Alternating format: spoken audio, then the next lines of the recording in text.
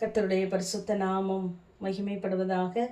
1 பேதுரு 5ஆம் அதிகாரம் 7ஆம் வசனம். அவர் உங்களை விசாரிக்கிறவரானபடியால் உங்கள் கவலைகளை எல்லாம் அவர் மேல் வைத்து விடுங்கள் என்று அப்போஸ்தலனாகிய பேதுரு தெரிந்து கொள்ளப்பட்டவர்களை பார்த்து எழுதுவதாக நாம் வாசிக்கிறோம்.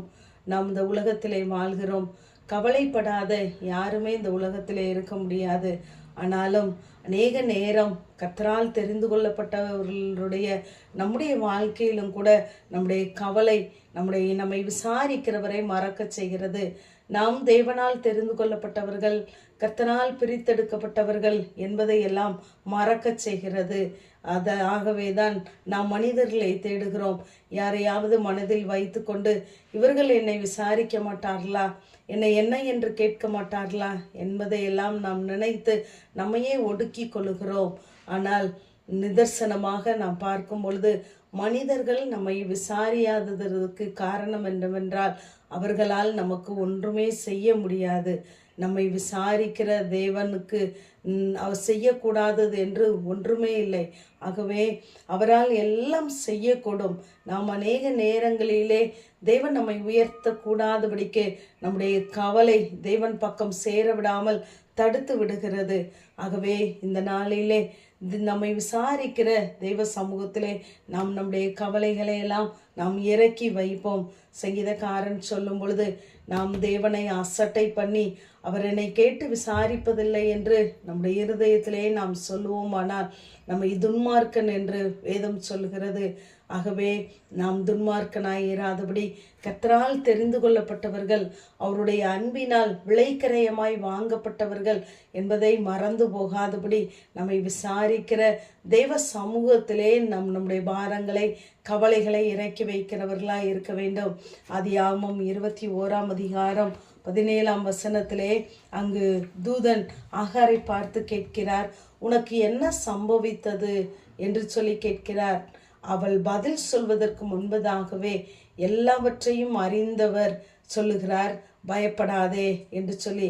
ஏனென்றால் அவள் அங்கு அலைந்து திரிகிறாள், தண்ணீர் இல்லாமல் தவிக்கிறாள் என்பதை அறிந்தவர் என்ன சம்பவித்தது என்று கேட்ட பின்பு பதில் வருவதற்கு முன்பதாகவே பயப்படாதே என்று சொல்கிறார். இப்படி நம்மை விசாரிக்கிற நல்ல தேவன் நமக்கு உண்டு. நமக்கு என்ன நடந்தாலும் எங்கு நடந்தாலும் அவர் நம்மை பார்த்து கொண்டே இருக்கிறார். அவர் நம்மை காலைதோறும் கண்ணோக்கி பார்க்கிற தேவன், நிமிடம் தோறும் விசாரிக்கிறவராய் நம்மோடு கூட இருக்கிறவராகவே இருக்கிறார். ஆகவேதான் அந்த ஆகாரை பார்த்து சொல்கிறார், உனக்கு என்ன சம்பவித்தது என்று கேட்டவர் பிள்ளை நிமித்தமாய் அவள் கலங்கி போயிருக்கிறாள் என்பதை அறிந்து 18ஆம் வசனத்திலே சொல்லுகிறார், நீ எழுந்து பிள்ளையை எடுத்து அவனை உன் கையிலே பிடித்து கொண்டு போ, அவனை பெரிய ஜாதியாக்குவேன் என்று அங்கு ஆபிரகாமுக்கு கொடுத்த வாக்கு தத்தத்தை இங்கு ஆகாருக்கும் அவர் நினைப்பூட்டுகிறவராகவே இருக்கிறார். ஆகவே அவள் தன் பிள்ளையை அங்கு அழைத்து கொண்டு போகிறாள். அங்கு துறவை காண்பிக்கிறார். அங்கு துறவு ஏற்கனவே இருந்தது. ஆனால் அவளுடைய கண்கள் மூடப்பட்டு இருந்ததினாலே இப்பொழுது அவளுடைய கண்களை திறக்கிறார்.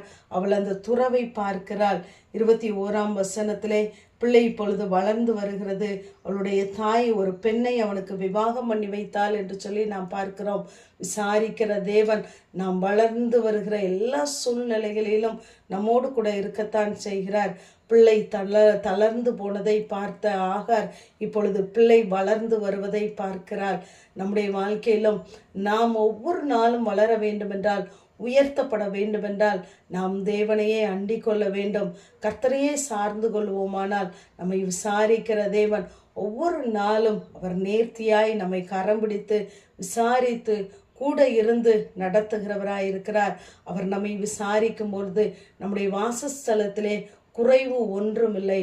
ஆகவே அவர் நம்மை விசாரிக்கிற தேவனாய் இருக்கிறபடியினால் நம்முடைய கவலைகளை எல்லாம் தேவ சமூகத்திலே இறக்கி வைப்போம். ஆமேன். ஜெபம். பிதாவாகிய தேவனே, குமாரனாகிய இயேசு கிறிஸ்துவின் நாமத்தின் மூலமாய் உடைய சன்னிதானத்திலே வருகிறேன்.